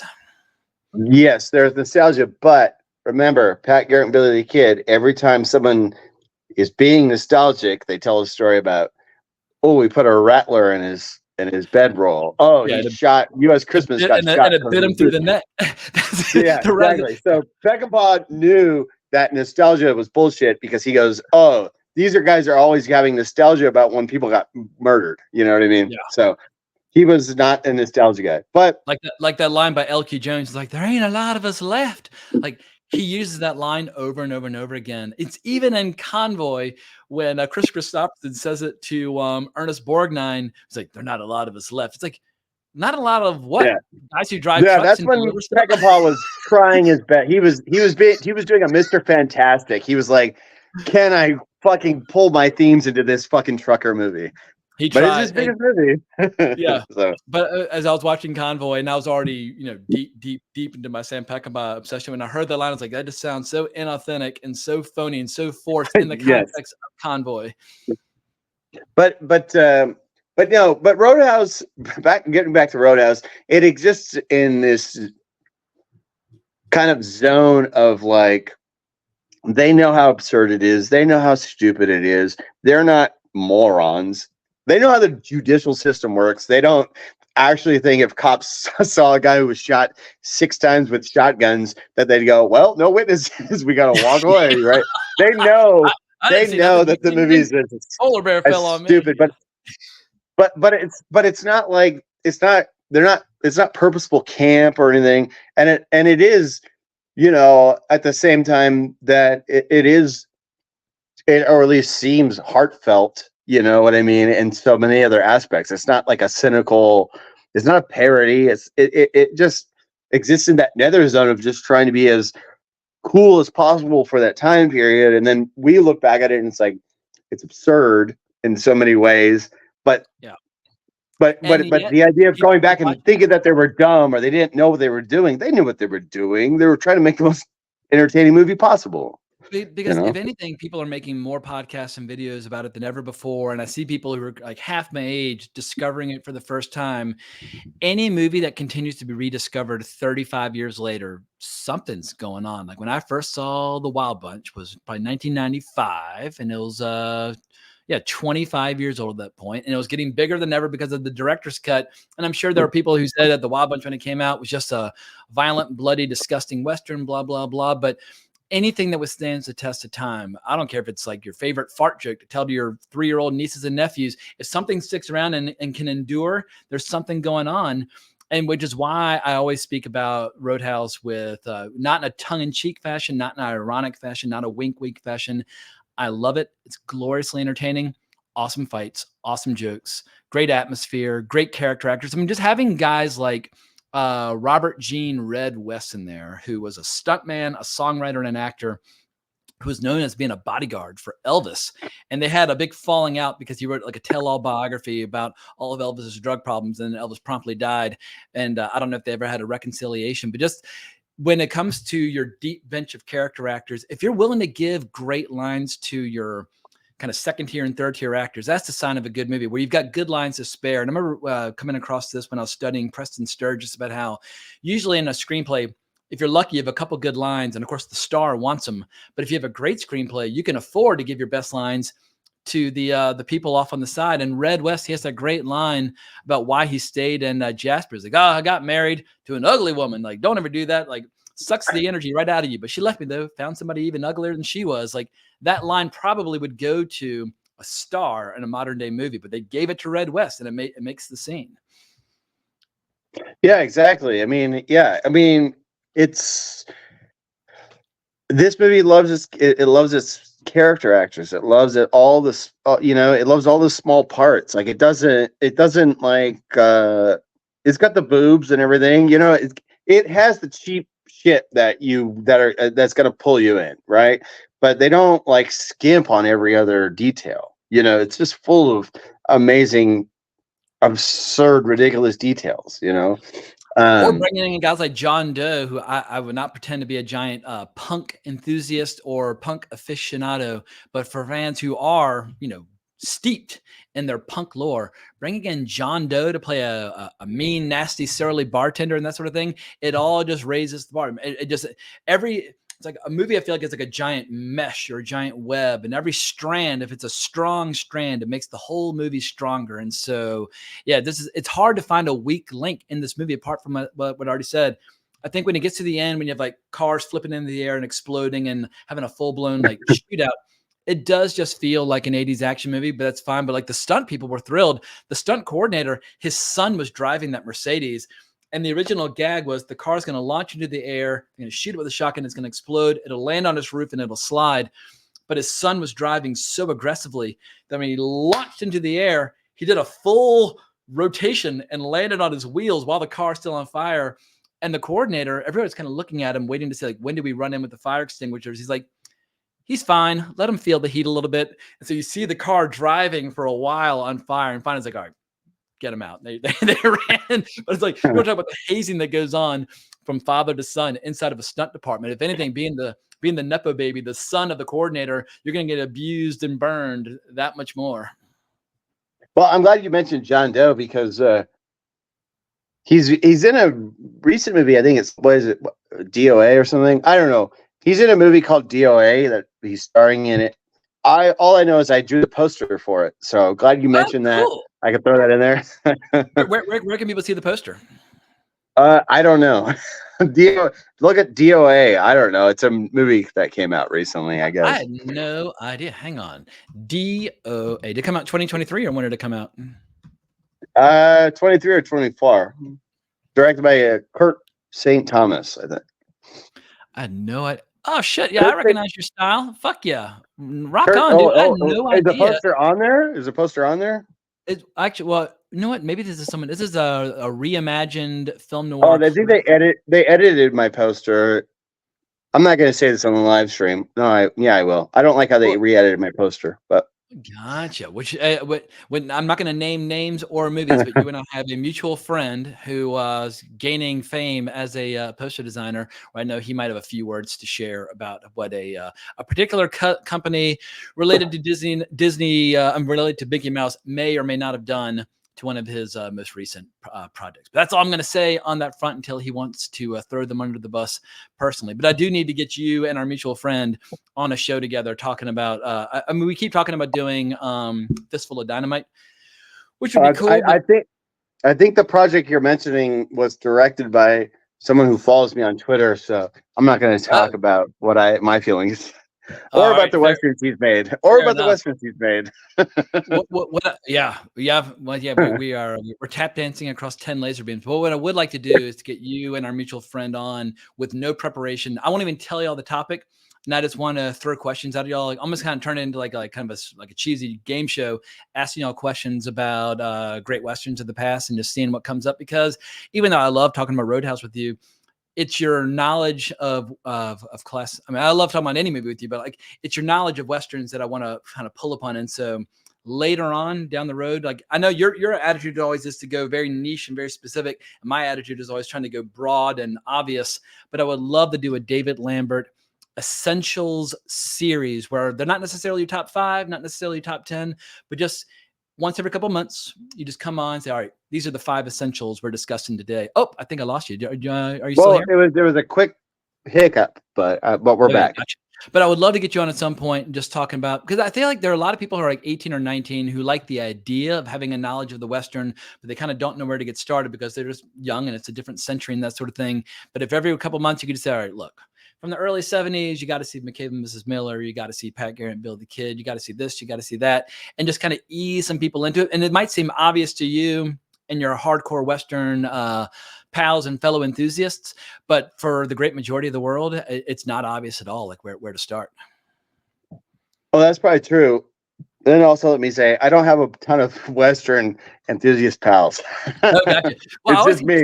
That, like you're worried about covering terrain that's been too well covered. Like if we were to do, say, I would actually love to do that. I would love to just come up with different topics so that I could be open to people that aren't like fully, into the genre. But I would also like to pull them in deeper. You're right. I don't want to be like the guy who's like, hey, did you know in Fistful of Dollars, Clint Eastwood wanted to cut his dialogue down. So he talked like, I don't want to be the guy that just gives you all the facts that you've had a million times before. But that would be a good way to enter people into this genre, at least the way that I think they should enter. Yeah. Also, it's like if somebody says something foolish like Pale Riders, the best Western that I've ever seen, you'd be like, all right, I love the fact that it whetted your appetite, but this is the movie you ought to see instead of Pale Rider. Instead, watch this, watch that, blah, blah, blah. And people are like, what do you mean? Like Pale Rider's fine. Like, all right, we just love it all you want, but instead maybe take a look at this, take a look at that. And I feel like, just slowly but surely, just keeping the essentials, the idea of the essentials alive, because with each passing day, you still have young moviegoers, but they are clueless about the history of the Western genre. Like, honestly, everyone else, like with Twitter, I'm not going to call it X, not because I'm anti-Elon, but I'm not going to call it X. Yeah, but yeah, whatever. But everyone else, it kind of is like it's a hell site and everything. I've had a great experience on Twitter. So have I. For the most part, and I know each other because of social media. Yeah. And so but for me, like, what was I saying? I You're talking kind about of, the I'm on my essentials. third tall can. Sorry, but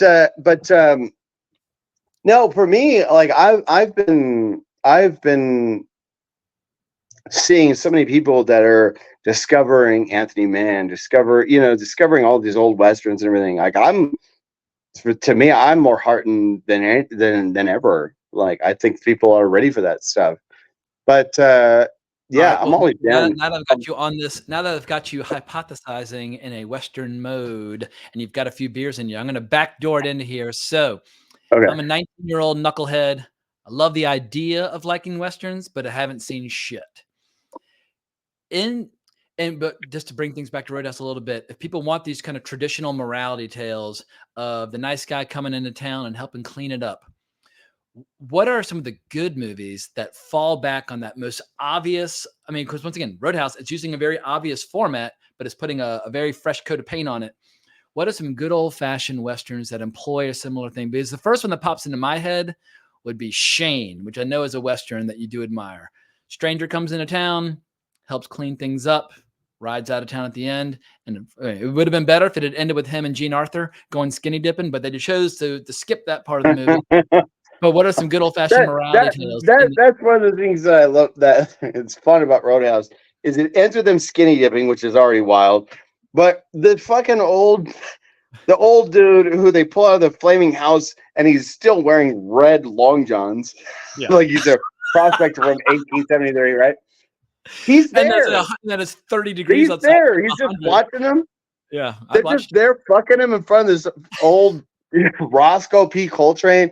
Anyway, whatever. And they boned in But front of Ben Gazzara as well. I love how so much of the movie takes place at this lake where you got Ben Gazzara across on one side and Patrick Swayze on the other, and they're always kind of staring daggers and observing. And it's like, why don't they just go across and fight right now and just solve all this? But yeah, it's a well. So like on Valentine's Day, I told my girl I was like, I got invited to do a Roadhouse podcast. I'm not sure why.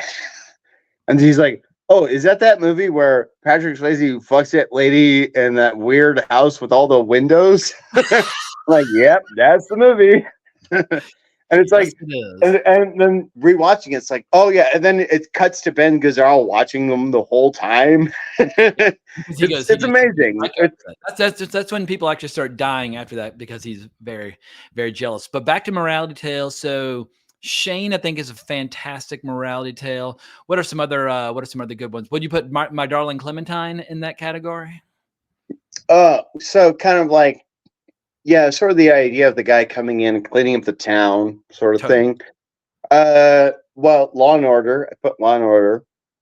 We watched that Early one. That 30s, one was not definitely. the TV show, but yeah, 1932 Law and Order. And then of course, yeah, My Darling Clementine. There were a few Errol Flynn westerns. I always get them confused because it's like Nevada City, Dodge City, this and that. I One saw of his those. Dodge City late summer of the late 90s in the summer in the theater. Yeah, Michael Curtiz. But if you like Michael Curtiz movies starring Errol Flynn, and there are like 1,000 of them, especially ones with Olivia de Havilland, it's basically the cast from all of his swashbuckler movies, but instead of a swashbuckler movie, they're in a western. And so Errol Flynn, he's got a couple good ones. I guess They Died with Their Boots On. It's probably the coolest with the Raoul Walsh film. But Yeah, that one's good. I think I might. I think if Dodge City is the one from '39, I probably prefer that over They Died with Their Boots On and everything. That's got a huge. And this movie Roadhouse is full of every other scene is a wet, like, obviously they did their research, in martial arts and everything, but the director himself said that the fight scenes he was always trying to make it like Keystone Cops and everything, and it really is like every other scene is like it's the big saloon fist fight, Oh yeah, where they're just knocking everything. Yeah, total bedlam. like the first half of the movie is just like every saloon fight scene you've ever seen, Yeah. And one after Dalton, the other. like when So Dalton's first, he shows up with the double deuce. He's just kind of observing. He's watching like the girl dealing drugs and the guy screwing underage girls, and he's just watching all this horrible stuff. Or the bouncer who takes too much joy and just causing destruction. But I love how Dalton's just sitting there drinking coffee, and a bottle gets thrown, and he just dodges it, and yeah, just being Mr. Cool and taking it all in. But yeah, what about it's great. But What about but Tombstone? Would Tombstone be one of those westerns where a guy rides in the town and helps clean things up, or is it? yeah, I guess no. Well, that's part of that tradition. But I think if I'm thinking of it correctly, Dodge City has a huge saloon fight scene. Also, the spoilers with John Wayne and Randolph Scott. If you want to watch big saloon fight scenes, and that's basically this movie. Four or five huge saloon fight scenes. yeah. But The biggest saloon fight of all, it was not even in a saloon, but the biggest Western brawl ever has got to be Blazing Saddles, where the fight is so big it spills onto the soundstage of Warner, or onto the back lot of Warner Brothers, and they spill into the soundstage of a musical being shot, where it's like, quite a different movie altogether, but they all end up either fighting or becoming friends and blah, blah, blah. But yeah, but I think Mel Brooks saw every single Western release in the 30s, 40s, and 50s and decided, all right, everything I love about them, I'm going to put them all into Blazing Saddles. So yeah, the saloon brawl was a feature attraction. But going back to Shane, great saloon brawl. It's small, it's intimate, but it's a good saloon brawl. yeah, no, yeah. And Shane is kind of a step forward in editing violence, not only with the gunfights, but also that saloon brawl is really, and George Stevens, Gunga Din and everything, like he had, he was prepared Yeah. by the time it came around to Shane. He knew what he was doing. But yeah, what were we talking about? Saloon brawls? Oh, just movies, Western movies that kind of feel similar to Roadhouse.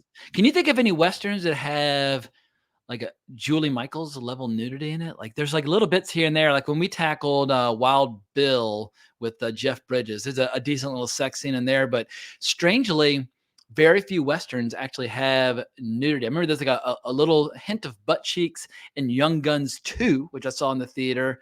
But like, Deadwood, the show had some, but you would think that the Western genre would go hand in hand with, all kinds of inappropriate nudity. But like, Peckinpah would whip out the occasional booby here and there. But yeah, it's a strangely chaste genre in a lot of ways.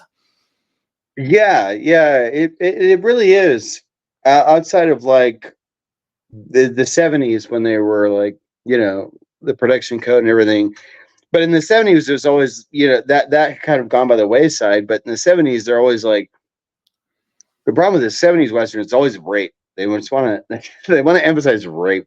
So Unless much it's rape. McCabe and Mrs. Miller, and there it's a whorehouse. Yeah, exactly. Yeah. But yeah, really, there isn't really a whole lot of, unless we're talking about new Django, the Western genre is really. What about the lovemaking scene at the end of Pat Garrett and Billy the Kid, right before Billy gets shot? But he's saying like, Jesus. It actually feels like a real love scene that's not grotesque. Well, I know that scripted, the way it was scripted when James Coburn as Pat Garrett goes to the whorehouse, it was like him with like maybe one prostitute, maybe two, I don't know. Yeah. But by the time I got to Sam Peckinpah, he's like, we need 4 prostitutes. Like the line's like, it took like 2 of them to get it up, and like 4 to get it back down, or exactly. Yes, exactly. So that is probably experience. That's I feel that's Sam Peckinpah talking from experience. Yeah, that's when they say every writer's book is a confession or an autobiography in some way, and Sam Peckinpah was not afraid to put himself into his movies. But here's another thing to keep in mind: on this channel, got I think no content related to Sam Peckinpah. So what I would love to do at some point, maybe for the 50th anniversary of the release of Bring Me the Head of Alfredo Garcia, we might have to do a 50th anniversary celebration video, which I think was the 50th anniversary. Is it coming up next year? When was Bring Me the Head of Alfredo Garcia originally released? Not a Western, but I'm not great with dates, but that's around the time. Yeah, but it sure as fuck feels like a Western and it's either this year or next year. It's either this year or next year. This year. Hang on. Future videos on this channel. Let's see. All right. Because that was the movie that I think he abandoned the editing of Pat Garrett to do. It's a shame, but I love both movies. One feels a little more finished. So August 7th, 1974 was the release date. Whatever you're doing in a late summer, we're going to record a video about Bring Me the Head of Alfredo Garcia, 50th anniversary. And I feel like we can piggyback onto that. Anything and everything Sam Peckinpah related that we could ever hope for. Yeah, and if people like Bring Me the Head of Fredo Garcia, go to my page. You can order a poster that I drew. You might like it, maybe. Do you have a link? Do you have a link where to order the War Notes poster? Because I'll happily include that in the episode description. Just go to my Twitter and DM me. Okay, very cool. All right, Unless well, you want to sign up for my Patreon. We've been going 94 minutes, and I feel like this is a situation where we should never let the podcast be longer than the movie itself. So final words, final thoughts, do's and don'ts, likes and dislikes, anything about this flick that we have not gotten to that you want to get out there into the world. I don't know. It's a movie that feels it was made from a good starting point, which is just make a movie as entertaining as possible. There's not a lot of pretensions. Yeah, he's a philosophy major and all that, but that is it's window dressing. It's just a fun movie. It just is a movie you watch and you go, they try to make every scene as entertaining as possible. And I love that line about philosophy when he's how he got a philosophy degree from NYU, which is my neighborhood here in New York. He's like, man's search for faith, that kind of shit, which is a great way to describe the discipline of philosophy. Exactly. Yeah. There's so much of that, and have you watched the Siskel and Ebert when they're trying to review the movie? I've not, because I'm sure, like Gene Shalit, I've never heard or read a single review by him that I like, but he referred to the movie as Outhouse, thinking he was so clever. It's like, guess what? The joke's on you, because 35 years later, only movie nerds from decades ago know who the fuck Gene Shalit is. Everybody knows what Roadhouse is, even if it's from a point of a place of condescension. Yeah, it's a funny, because you watch it, and Siskel, of course, he don't like it, whatever. And Ebert is like, you can tell like he enjoyed the hell out of it, but he can't give it a positive review. Like he doesn't know. He just doesn't know where it's coming from. He can't. The Roger Ebert who helped Russ Meyer write Beyond the Valley of the Dolls would get it and would like it. And I feel like, Russ Meyer, his movies, different in tone, different in style, but I feel like it's they're distant cousins to Roadhouse. He has much more like kind of like small town wisdom and all this kind of like strange, like kind of Southern Gothic advice that he kind of like sprinkles throughout his movies. And some of his movies, like Faster Pussycat Kill Kill, don't even have nudity in them, even though he's known as like the guy who's always making movies like Vixen and Super Vixens, Beneath the Valley, the Ultra Vixens, and that sort of thing. But I feel like for people who like Roadhouse and they're looking for more, and they're like, I can't find any movies that are even remotely like Roadhouse, if you're willing to go a little bit, like a few more degrees extreme in your content, a movie like Up, which I think he's his second to last feature, or a movie like Beneath the Valley, the Ultra Vixens, or Super Vixens will give you all the redneck shenanigans and hell raising and shit talking and silly jokes and that sort of thing. So I think rather than recommending people watch Westerns who want to have more Roadhouse in their life, I'm going to recommend people watch Russ Meyer movies. Well, I'm going to recommend people watch Westerns, period. Gotcha.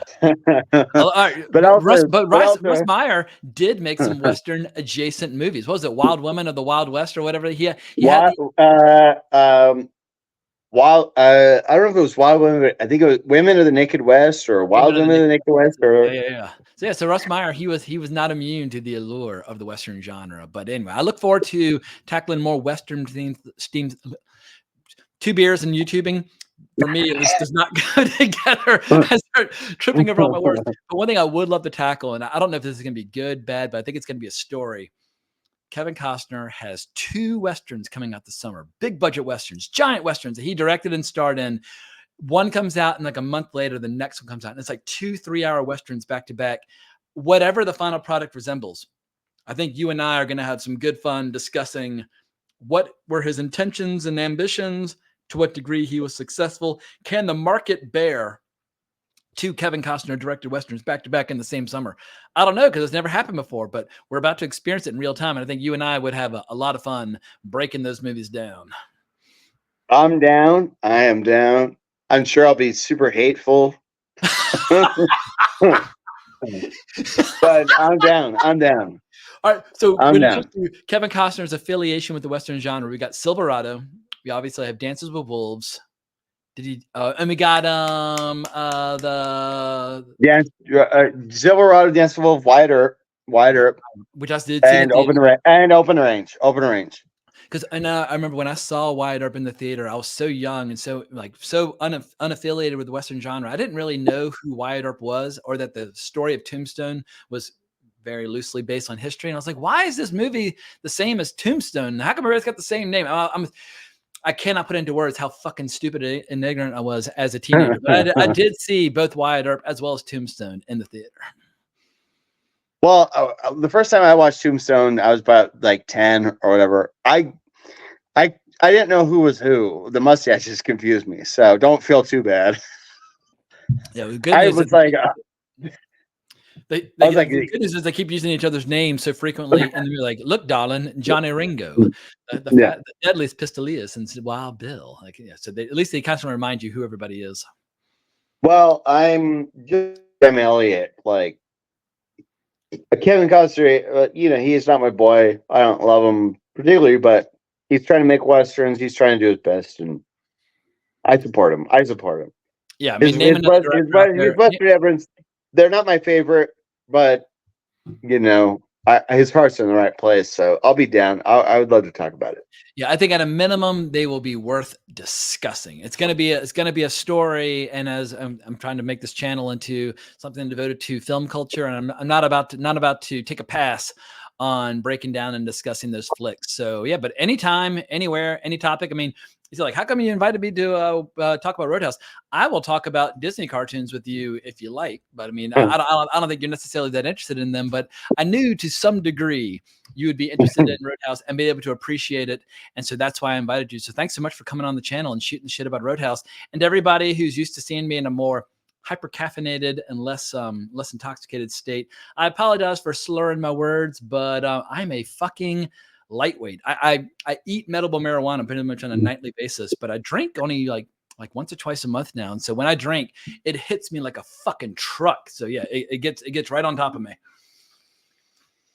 Something tells me fans of Roadhouse aren't going to be that critical.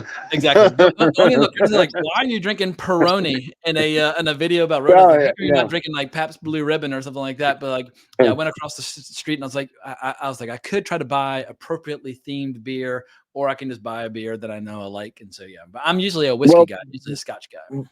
We all know that Patrick Swayze was the most salt of the earth, Pabst Blue Ribbon drinking guy ever, right?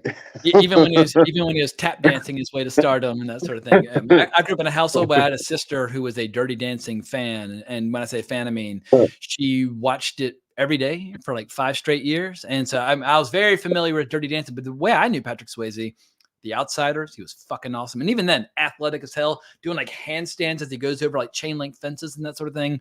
And of course, Red Dawn. I saw Red Dawn a billion. I saw Red Dawn so many times that when Dirty Dancing came out, I was like, why is that guy from Red Dawn doing this stupid dancing movie? Like, what the fuck's going on here? Why isn't he fighting Russians like in the streets of America and that sort of thing? But anyway, I love what happened to the Wolverines. Exactly. Yeah, Wolverines. Yeah, goddamn. I think my first exposure to Patrick Swayze was Next of Kin, and I don't remember why, but I remember being a very young kid and walking in, and some guy kept saying "fuck" over and over again. And that's my initial sense memory of hearing "fuck" for the first time. So that's my Patrick Swayze. Story as a kid. I've had enough alcohol at this point. I'd say I think from the time I was a toddler on up, I would hear the word "fuck" 500 times a day from my sweet dear mother. So yeah, I was no stranger to the word "fuck." It is her favorite word on the planet. If you're searching for the appropriate word to describe or to capture what you're trying to say, if you can't quite find that word, you can always land on "fuck," and just it's a great placeholder until you find a better way to express yourself. But we can't thank you enough for listening to our ramble, and I'll be back in a couple of weeks to talk about Roadhouse again when I see the remake. Hoping for the best, expecting the worst. Maybe the movie will be somewhere in between, and who knows? Maybe Doug Liman and Conor McGregor and Jake Gyllenhaal, maybe they've managed to crank out a movie. But the corporate culture of Amazon is very restrictive and very shame on you these days. And I just don't see how a studio or an entertainment company with that kind of culture can make a movie like Roadhouse. Like, did anybody at Amazon actually bother to watch Roadhouse before giving the green light to the fucking remakes? Like, wait a second, maybe this is not the kind of project that Amazon wants to be affiliated with, but they're trying. At a minimum, I think worst case scenario, even if the movie's an abomination, it will lead a small percentage to go back and watch the original and figure out why are people so obsessed with fucking Roadhouse? And I'm sure some of those people are going to fucking see it, love it, and be like, how come more movies aren't made like that today? And so, yeah, give Joel Silver a call and tell them you want him to make the next Roadhouse. But one last time, where can people find you online before we officially sign off? David Lambert Art. Yeah, David Lambert Art. David Lambert Art on any all platforms. And any platform. But specifically on Twitter, if you like old westerns or old West history or whatever, follow me. If you like Roadhouse, I don't know, still follow me. I don't know. Follow me, because I'll be sharing. Follow me. I don't know. Follow my Savage Comics Twitter account, because that's 61,000 followers now, because I do share clips from Roadhouse there from time to time. But thanks again for listening. We greatly appreciate it. Remember to like the video, subscribe to the channel, hit that notification bell. And if you like Wrong Reel, I'll be back next Saturday with Robert O'Mara tackling the filmography of Catherine Breillat. So if you were shocked and horrified by our candid conversation on Roadhouse, wait till you get a load of Catherine Breillat, who is the most controversial, adversarial, kind of provocative filmmaker of the last 50 years, apart from maybe like Lars von Trier. So I'm very excited for that conversation with Robert O'Mara. But thanks again for listening. But more importantly, as always, onwards and upwards. Oh, I got to play my outro that Bill Scurry cut. Ain't like it used to be, but It's not playing. Play. Ain't like it used to be, but it'll do. You know how to whistle, don't you, Steve? You just put your lips together and blow.